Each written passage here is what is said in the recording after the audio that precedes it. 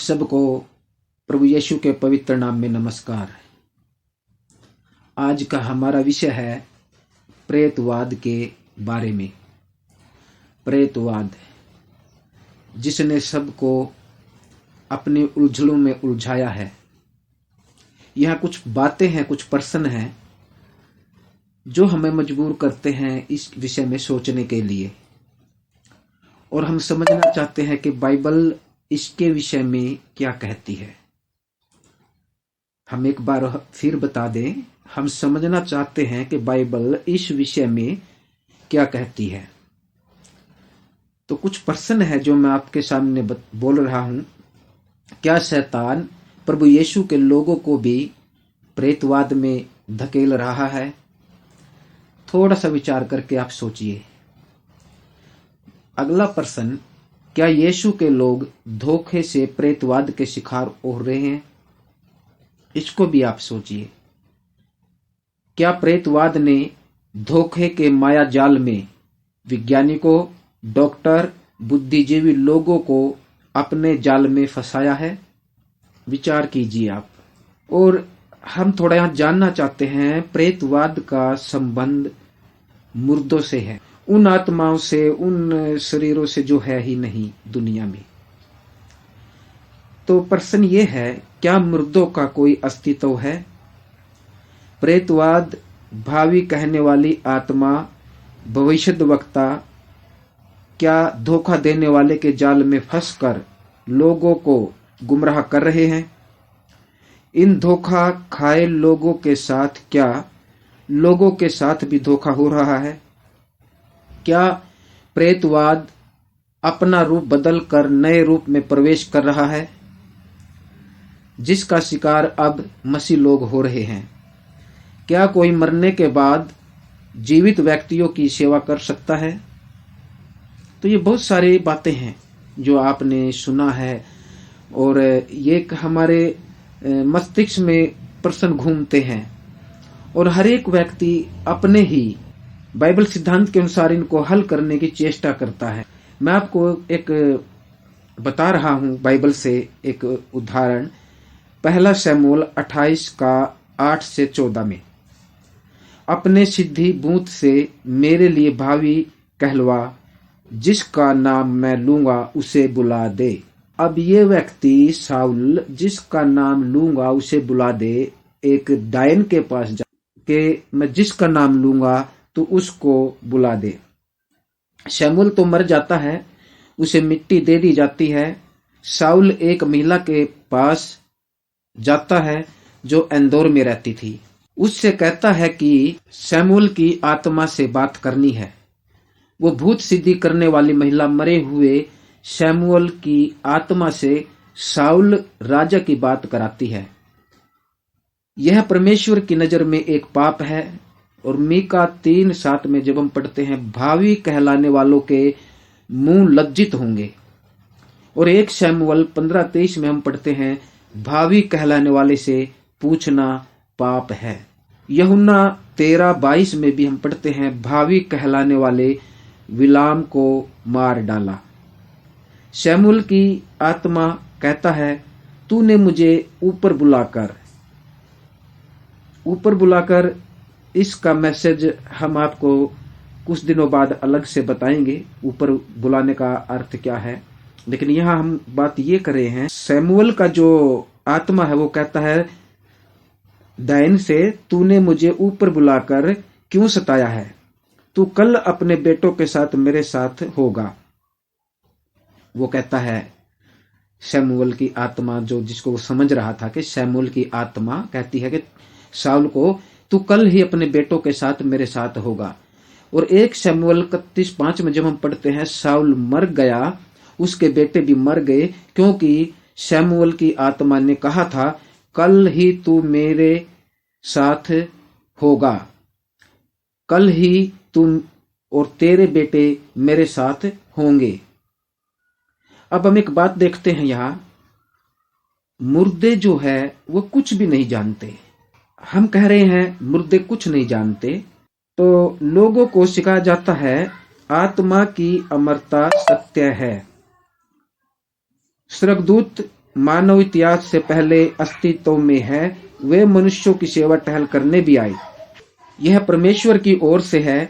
फिर भी लोग मुर्दों की आत्मा पर क्यों विश्वास करते हैं? जीवितों का मुर्दों से बात करना खाली एक भ्रम है, और यह एक झूठी शिक्षा है, एक भ्रम है।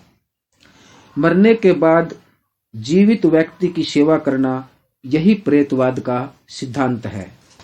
इसमें बहुत सारी झूठी शिक्षाएं जुड़ी हैं, जिसमें संसार के लोग नाश होते जा रहे हैं। यहाँ तक कि यह सिद्धांत उन लोगों पर भी लागू है जो धर्मगुरु, भविष्यद्वक्ता, पास्टर कहलाते हैं तथा प्रेतवाद में जाने अनजाने में फंस गए हैं। परमेश्वर की व्यवस्था का पूरी जिद से उन्होंने त्याग कर दिया है।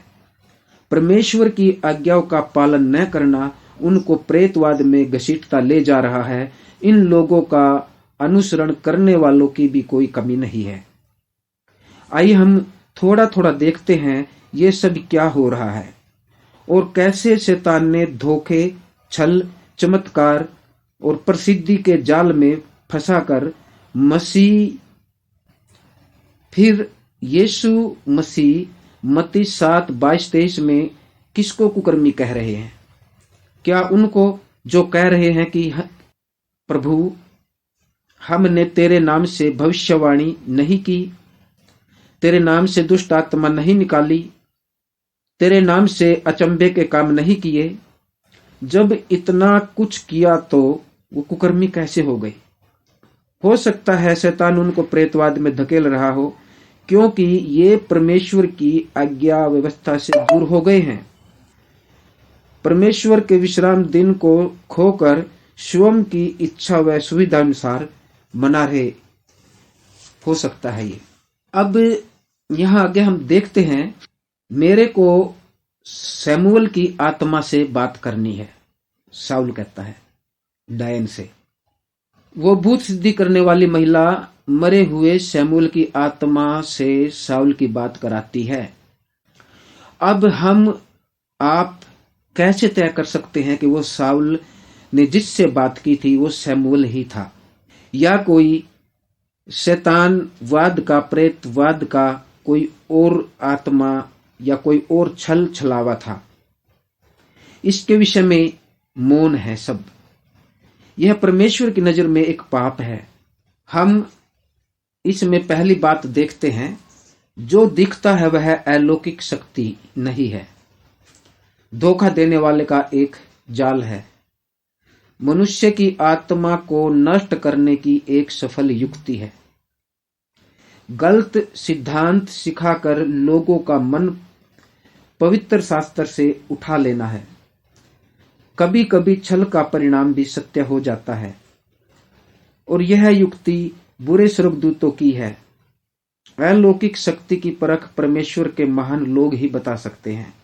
और दूसरी बात, परमेश्वर धर्म शास्त्र में जो परमेश्वर के वचन हैं, प्रेतवाद भी धर्म शास्त्र की नकल करता है।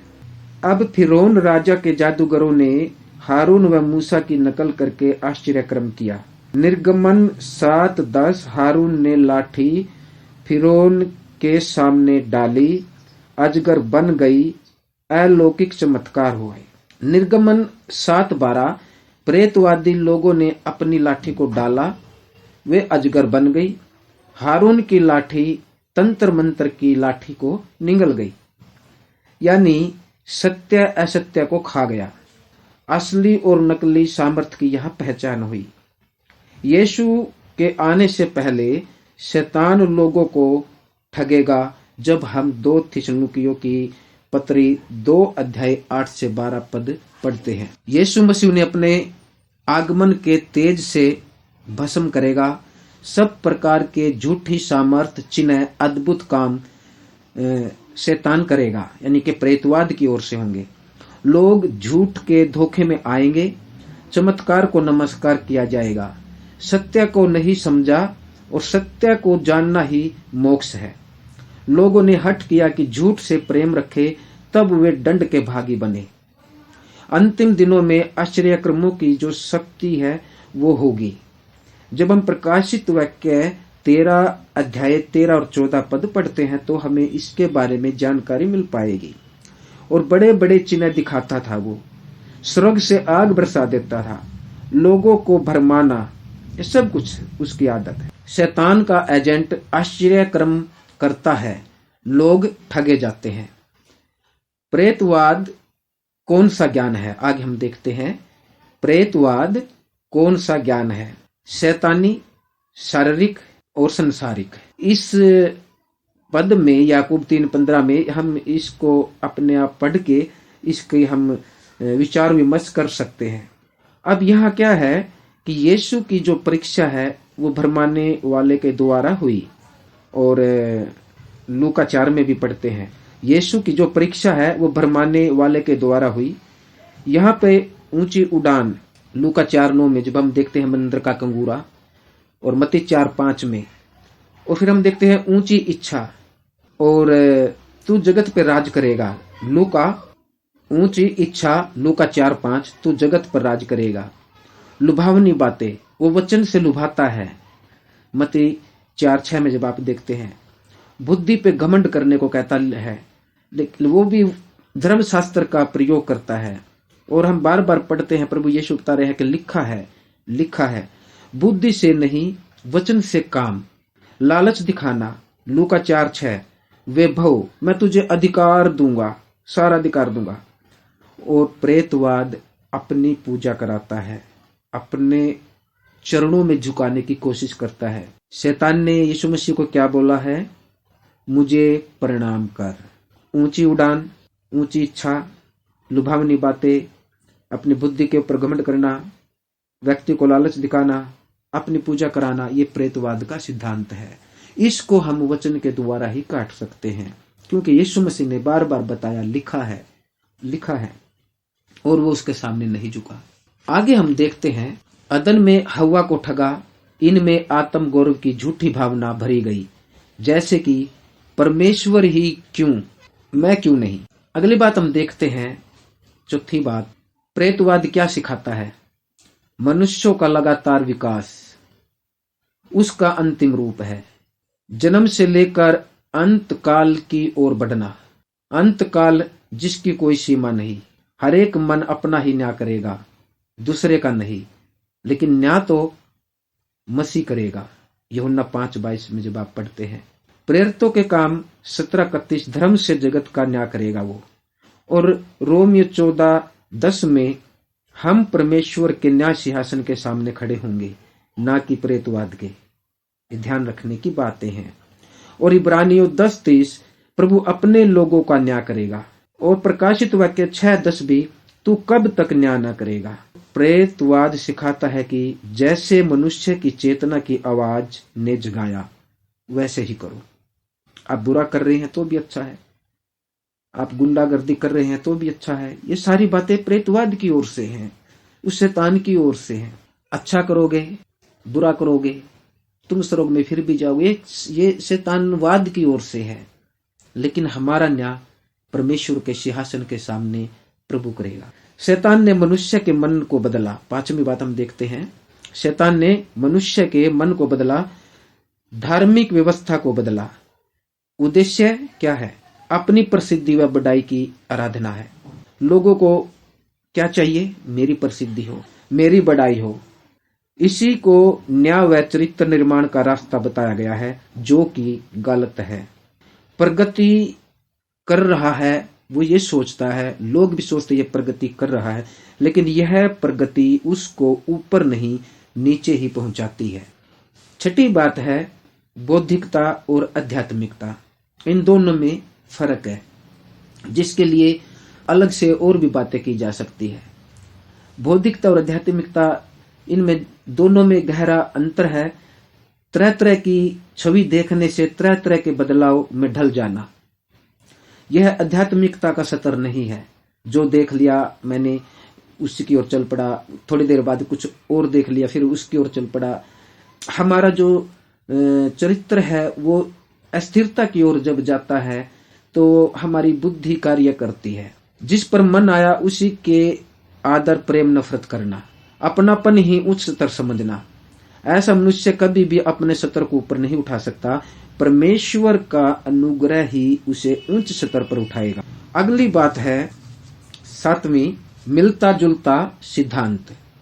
ये मिलता जुलता सिद्धांत परमेश्वर के वचन से, परमेश्वर के लोगों से नकल करके शैतान अपनाता है। वो परमेश्वर का व्यक्ति है, अब शैतान का व्यक्ति भी उसी तरीके से अपनाएगा, क्योंकि उसने उसको जाल में फंसाना है। प्रेतवाद स्वयं की बुद्धिमत्ता और धर्म ग्रंथ की नकल है। शैतान बुद्धि स्वभाव द्वारा जो मनुष्य के स्तर के अनुसार है काम करता है। पूरी तरह से वह मनुष्य के स्वभाव को जानता है। वह मनुष्य को बुरी अभिलाषा में फंसा लेता है। शैतान हमारी सारी नैतिकता को छीन लेता है। शैतान यानी कि प्रेतवाद कहता है कि सच्चा ज्ञान व्यवस्था से ऊपर है। दिल दिमाग वास्तविक इच्छा में बदल जाता है। शैतान उन लोगों को जाल में फंसाता है जो अपने आप को यीशु का चेला घोषित करते हैं। प्रेतवाद पवित्र शास्त्र के विरुद्ध एक महान संघर्ष है। मसीह लोगों को शैतान की झूठी बातों में नहीं आना है। मुर्दे कुछ नहीं जानते, सोच विचार उनका नष्ट होता है। मुर्दे आपके व प्रियजनों के सुख दुख में अवगत नहीं हैं। वो आपके और आपके प्रियजनों के, आपके परिवार के, आपके बिजनेस के, आपके दुख के, बीमारी के, उन्होंने मुर्दों ने कोई लेना देना नहीं है। अब अगली 8वीं बात हम देखते हैं, शैतान यानी कि प्रेतवाद की आत्मा मुर्दों की सलाह ये घृणित है। वचन के अनुसार गिनती 25:3 में जब हम पढ़ते, यहोवा का कोप इस्राएलियों पर भड़का। भजन साहित्य 106 और 28 में, और मुर्दों को चढ़ाए हुए पशुओं का मांस वो लोग खाने लगे। वो दुष्ट आत्माओं के लिए बलिदान करते हैं, 1 कुरिन्थियों 10:20 में लिखा है। और लेवी अवस्था 19:31 में, ओझाओं और भूत साधने वालों की ओर ना फिरना। लेवी अवस्था 20:27 में, कोई पुरुष या स्त्री ओझाई या भूत साधना करे वह निश्चय मारा डाले। प्रेतवाद की संख्या अब क्या हो रही है? लाखों में, हजारों में हो रही है। विज्ञान के घेरे में आना, राजनीतिक दरबार में घुसना, ये सब प्रेतवाद कर रहा है। अब राजनीतिक लोग भी, शैतानवाद का कहना है कि कुछ भी अच्छे या बुरे कर्म करो, स्वर्ग में तुम्हारा स्थान होगा। बुरा करने वाला ईश्वर दृष्टि में भला ही है। और मलाकी जब हम 2:17 पढ़ते हैं और यशायाह 5:20 पढ़ते हैं तो हमने यहाँ और भी कुछ समझने का समय मिल सकता है। 10वीं बात है यहाँ, जगत का उद्धारकर्ता साधारण प्रेतवाद अव्वल है। यानी कि जगत का उद्धारकर्ता तो क्या है? वो तो साधारण है, उसकी ओर कोई नहीं देखना चाहता। लेकिन लोग क्या समझ रहे हैं? प्रेतवाद अव्वल है, क्योंकि वो उनके काम करता है, ये सोच के।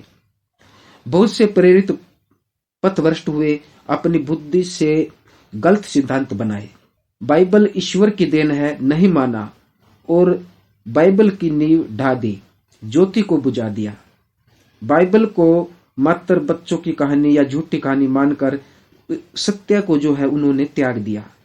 जो बाइबल को छिपाता है उसी से उसका न्याय होगा। दुष्ट आत्मा के प्रकाश में आश्चर्यक्रम प्रथम है।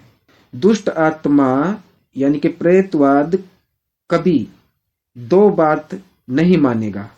पहली, वो यीशु नाम से आश्चर्यक्रम होते हैं, ये बात नहीं मानेगा। और दूसरी, वो ये भी नहीं मानेगा कि यीशु के जीवन में कोई आश्चर्यजनक घटना हुई थी कि नहीं। आगे 11वीं बात हम देखते हैं, प्रेतवाद मसीहों का रूप धारण अब कर रहा है। सोचिए, क्या ये वास्तव में हो रहा है? प्रेतवाद अब क्या है? मसीहों का रूप धारण कर रहा है, हो रहा है। यह सत्य है, इसे छुपाया नहीं जा सकता। वर्तमान में प्रेतवाद मसीह लोगों में पहले से अधिक बढ़ रहा है। अब धोखा देने वाला अपनी योजना दूसरे ढंग से मसीह लोगों पर प्रकट कर रहा है, और वह ये है, पहले वह यानी कि शैतान यीशु और बाइबल का खुलकर इनकार करता था, लेकिन अब वो इनकार नहीं कर रहा है। वर्तमान में वह प्रेतवाद का यानी कि जो शैतान है, वर्तमान में अब जो शैतान है वो यीशु व बाइबल के मानने का फुल ढोंग रचता है। वो दिखाएगा कि मैं यीशु को मानता हूँ, मैं बाइबल को मानता हूँ। बाइबल को मानने का, प्रभु यीशु को मानने का पूरी तरह से वो स्वांग रचता है। उसने बाइबल के अनुवाद को भी इस तरह से कर दिया जिसको हम मन भाव कह सकते हैं, यानी कि बाइबल के अनुवाद को बदल दिया। और यह एक बात मुझे याद आ गई चलते चलते, 10 आज्ञाओं में से जो चौथी आज्ञा है 94 शब्दों की थी, वो कहां से 94 शब्द उन लोगों ने हटा के कहां कर दिया, 8 शब्द कर दिया। इस प्रकार अपनी इच्छा के अनुसार उन्होंने बाइबल से छेड़छाड़ कर दी, परमेश्वर के वचन से छेड़छाड़ कर दिया। वह प्रेम का गुण तो बता रहा है, परंतु प्रेम की महानता को उसने घटा दिया है। वह बुरा भला में कोई अंतर नहीं समझता है। अब अगली बात हम देखते हैं 12, प्रेतवाद से आजादी। एक मसीह के लिए यह संघर्ष है। जो मसीही व्यक्ति है उसने संघर्ष करना पड़ेगा प्रेतवाद से, मतलब अलग होने के लिए। प्रेतवाद से जो आजादी पानी है तो एक मसीह ने अपने जीवन में संघर्ष करना पड़ेगा। प्रेतवाद में पड़ा मसीह की आड़ में दूसरों को भी ले मरता है। बाइबल के विश्वास के आधार को भूलना और 10 आज्ञा जो विश्वास का आधार है, शैतान दूसरों को नष्ट करने के लिए अपना एजेंट बनाता है। और जब हम यशाया 8:19-20 पढ़ते हैं, 2 थिस्सलुनीकियों 2:10-11 पढ़ते हैं, तो हमें यह और जानकारी मिल सकती है। अब अगली बात है 13वीं, जब मसीही प्रेतवाद का विरोध करे, वह सब मसीह, उन्होंने विरोध करना चाहिए इन बातों का जो बाइबल के विपरीत हैं। जो बाइबल, मैं एक बात बोला करता हूं, मैंने सुना कहीं से यह बात, मुझे वो चाहिए जो बाइबल में है, मुझे वो नहीं चाहिए जो बाइबल के अंदर नहीं है। तो सब मसीही लोगों ने प्रेतवाद का मिलकर विरोध करना चाहिए। उन्होंने वचन को देखना चाहिए, सीखना चाहिए। और प्रभु यीशु बार बार इस बात का उदाहरण दे रहा था शैतान को, लिखा है, ये भी लिखा है। और वो भी कह रहा था वचन आपको मजबूत बनाएगा। ज्ञान है तो धाड़ेंगे, और ज्ञान नहीं है तो हम नहीं धाड़ सकते। और लवी अवस्था 4 में जब हम पढ़ेंगे, 4 में 4, 8 और 10 में परमेश्वर, आगे हम देखते हैं परमेश्वर के जो लोग शैतान का ऐसे ही विरोध करे, और मुर्दे कुछ भी नहीं कर सकते, वो कुछ नहीं जानते हैं। ये आप बात बार बार अपने मन में रखें। अगली बात है परीक्षा की घड़ी। परीक्षा की घड़ी आने वाली है। प्रकाशित वाक्य 13:10, जिनका ईश्वर पर भरोसा नहीं वो ठगे जाएंगे। आपकी आध्यात्मिकता पर धोखा हो रहा है। और यशाया 28:15 आप पढ़ सकते हैं। अंधविश्वास जो है वो प्रबल है, और सच्चाई मानने वालों का जो है अब मजाक हो रहा है। जब आप वचन से उनको सत्यता सिखाना चाहेंगे, लोगों का ऐसा मन हो गया है कि वो पे विश्वास ही नहीं करते। वो अंधविश्वास उनके ऊपर प्रबलता से है। सच्चाई मानने वालों का अब क्या हो रहा है, मजाक हो रहा है। आप वचन को सही सिखाइए, आपका लोग मजाक बनाएंगे। अरे ये तो वो है, अरे ये तो वो वाला है, अरे ये तो वो वाला है। लेकिन तुम्हारे पास जो है उसको एक बार अच्छी से पढ़ के तो देखिए। आगे हम पढ़ते हैं, अंधविश्वासी मानता है कि मैंने नरक से, मृत्यु से समझौता कर लिया है। अंधविश्वासी मानता है कि मैंने परमेश्वर की सजा से बचने के लिए मजबूत दीवार खड़ी कर ली है। और अगली हम बात देखते हैं 14वीं, भरमाया जाना। उत्पत्ति में जब हम देखते हैं 3 अध्याय में 4-5 पद, भूतवाद की जो प्रगति है वो थोड़ा थोड़ा करके भरमाने से आई है इस जगत में। वो एकदम हावी नहीं हुआ है, उसने थोड़ा थोड़ा करके लोगों को भरमाया है। इस प्रकार भूतवाद की जो प्रगति है वो हुई है। और प्रकाशित वाक्य 16 का 13 और 14 अध्याय भी हम देख सकते हैं। लोग घातक सुरक्षा के जाल में लुभाए जा रहे हैं। और जब हम यशाया 28 का 17-18 हम पढ़ते हैं, अब क्या करें? इन वचनों पर हम विश्वास कर सकते हैं जो मैं आपको अभी बता रहा हूं। आप इन वचनों के ऊपर विश्वास कीजिए, परमेश्वर के वचन के ऊपर विश्वास कीजिए, अपने आप को बाइबल की शिक्षा के आधार पर तोलिए, और ऐसी बातों में ना फंसिए जिसमें आप उलझ जाएं। वचन आपके हाथ में है, परमेश्वर का पवित्र आत्मा से आप जो है सहायता ले सकते हैं। वो आपका सहायक है, वो आपको सिखाएगा। और जब हम ऐसी बातें करेंगे तो परमेश्वर जरूर हमारी सहायता करेंगे। हम समझ पाएंगे कि हम बहुत सारे शैतानी उपाय अपनाए हैं। मोबाइल में गेम हैं, हाथों के ऊपर, शरीर के ऊपर टैटू हैं, मुंह के ऊपर टैटू हैं, क्रूस को उल्टा लटकाना है, बड़े बड़े गले में क्रूस पहनना है, और बहुत कुछ बातें हैं जिनका हम लोगों को मालूम भी नहीं है। तो सावधान रहें, सुरक्षित रहें, और इन वचनों को थोड़ा सा आप पालन कीजिए। परमेश्वर आपको आशीष दे। आमीन।